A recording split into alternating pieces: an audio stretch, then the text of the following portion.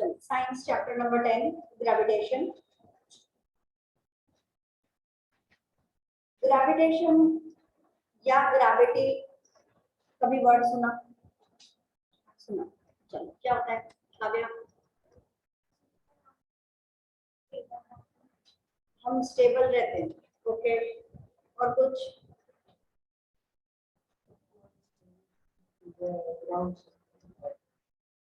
Attracts the, okay. ऐसा कोई एक फोर्स, हिडन फोर्स जो हमें दिखाई नहीं दे रहा, जो हर एक चीज को अपनी तरफ अट्रैक्ट करता है। मेनली हम जब ग्रेविटी की बात करते हैं तो हम अर्थ की बात कर रहे हैं। अर्थ जो है वो अपनी तरफ ऑब्जेक्ट्स को अट्रैक्ट करता है। That pull, that force is called as gravitational force. ठीक, जो प्रॉपर्टी है that is called as gravity. Property is called as gravity. Force is called as gravitational force. सिर्फ अर्थ पर ये वर्ड एप्लीकेबल होता है? नहीं, मून के पास अपना ग्रेविटेशनल फोर्स है, हमारे पास यानी अर्थ के पास अपना है।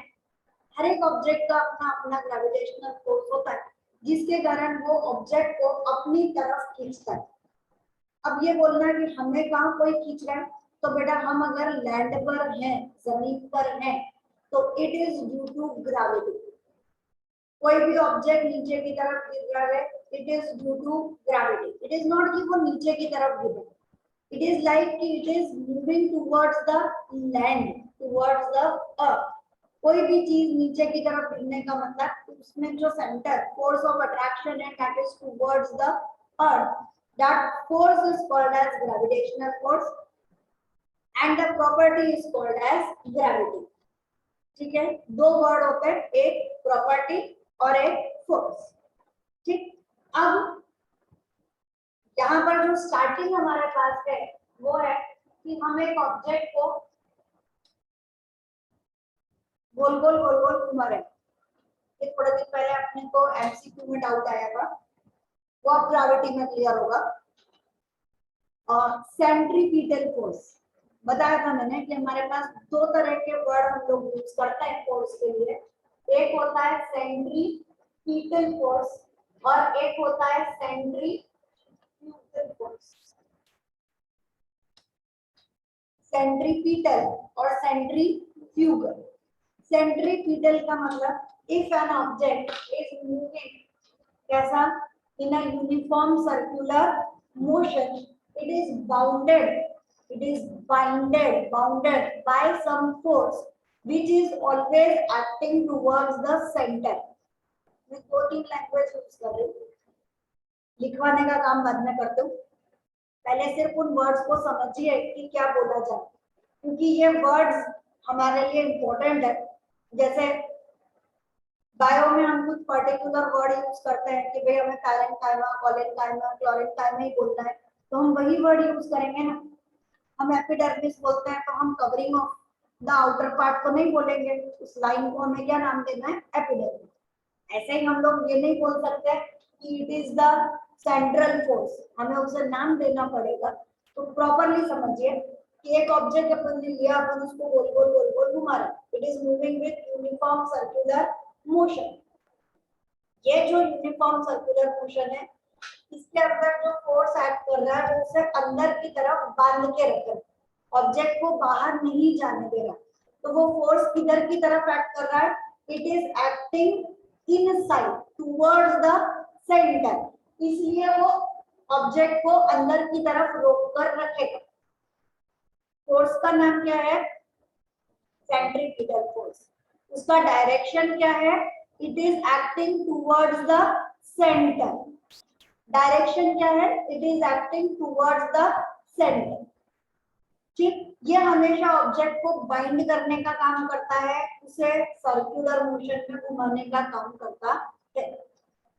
ठीक, अब अगर हमने उस ऑब्जेक्ट को घुमाते घुमाते कहीं पर छोड़ दिया, राइट, अपन लोग घुमा रहे हैं, यहाँ से घुमाते घुमाते हम यहाँ पर आए और हमने इसे छोड़ दिया, तो ये इस डायरेक्शन में बाहर चला गया।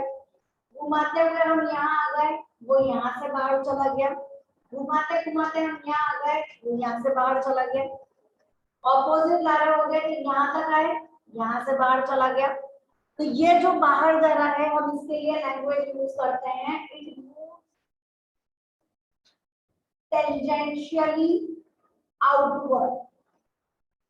This outward force is called as centrifugal force. अब टेंजेंट का मतलब क्या होता है वो समझते हैं। ये हमारे पास में सर्कल है, इस सर्कल के अंदर हमारे पास ये क्या बोलते हैं इस लाइन को, क्या बोलते हैं इस लाइन को, कॉर्ड। क्या बोलते हैं, कॉर्ड। ठीक है, लॉन्गेस्ट कॉर्ड कौन सी होती है, लॉन्गेस्ट कॉर्ड इज डायमीटर, जो सेंटर पे से जा रही हो वो लॉन्गेस्ट होती है। ठीक, तो अब हमने अंदर नहीं, हमने कॉर्ड कहां पर ली, बाहर, जो सिर्फ एक पॉइंट पर टच करती है। कितने पॉइंट पर, एक पॉइंट पर सर्कल को टच करे, that chord is called as tangent.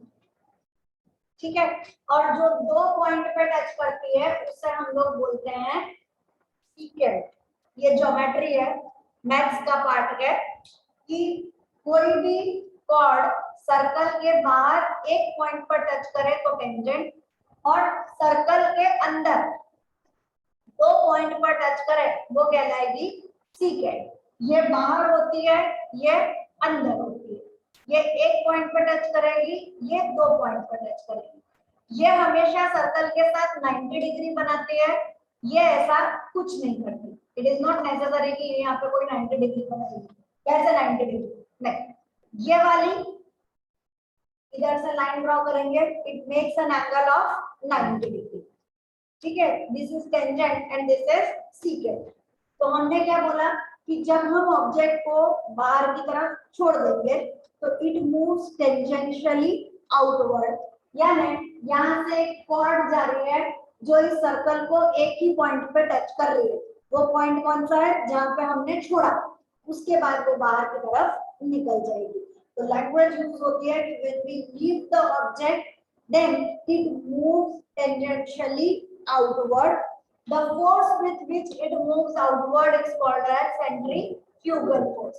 Bind करने वाला centrifugal, बराबर। क्या बोला मैंने, बाइंड करने वाला, तो फिर हाँ क्यों कर रहे हैं, नींद में हो सारे। चलिए क्या बोला है, जो फोर्स बाइंड करके रख रहा है वो सेंट्रीपीटल, और जो बाहर जाने दे रहा है वो कहलाएगा सेंट्रीफ्यूगल। ठीक है, ये वाला किधर एक्ट करेगा, टुवर्ड्स द सेंटर, और सेंट्रीफ्यूगल का एक्ट करेगा कैसा, outward, tangentially outward.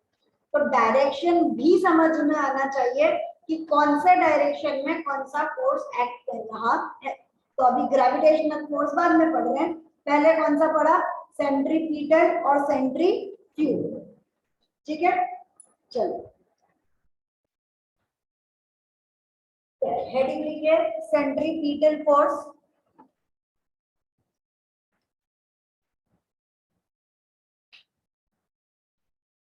CENTRI PETAL centripetal, इसको पैटल मत कर देना, centripetal.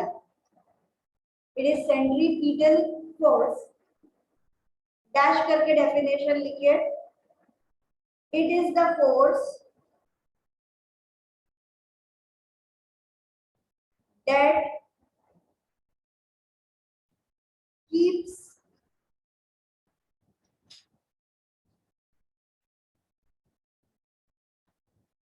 the body moving along the circular path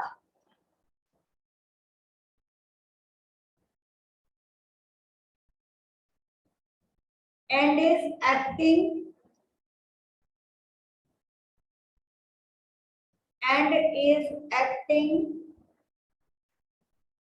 towards the center.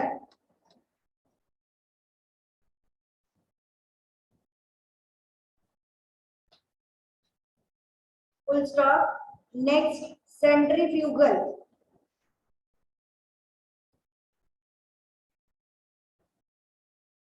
Dash करके लिखिए.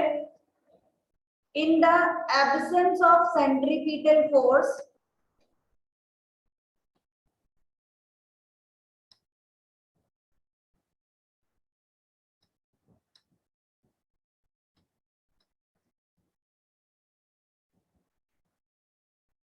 in the absence of centripetal force, the object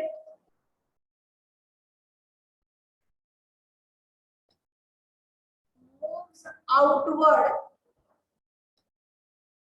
moves tangentially outward, sorry,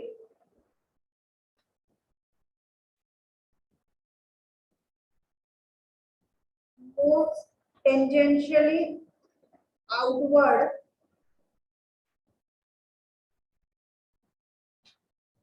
full stop. This force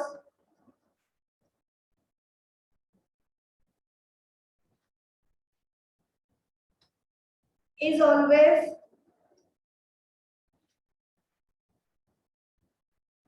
opposite to the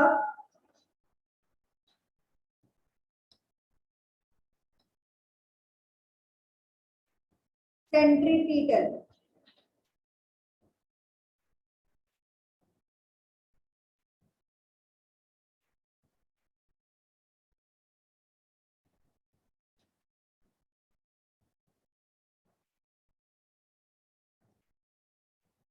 ठीक. Next,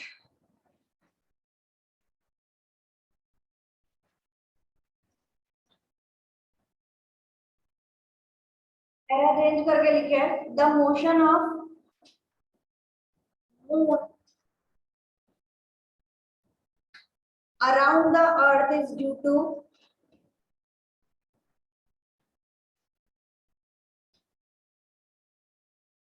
centripetal force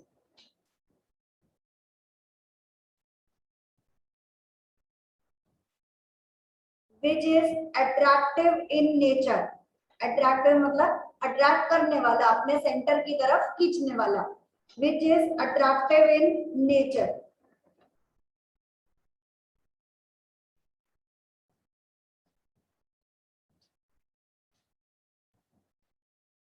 ठीक. Next heading, gravitational force.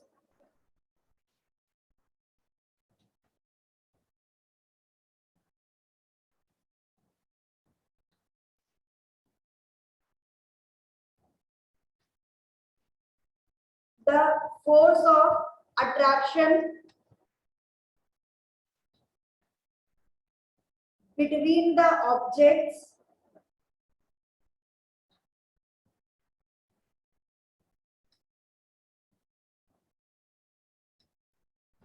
comma which is present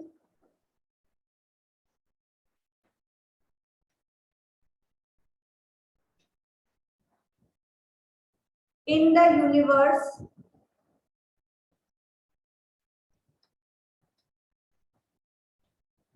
is called as gravitational force.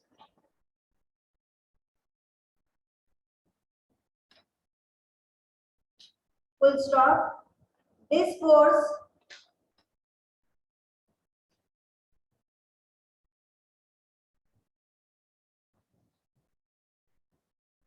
varies. Varies मतलब differ करता है. This force varies from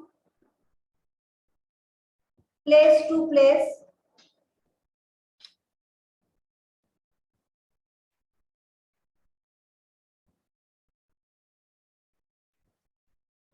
for example it is different on earth and moon.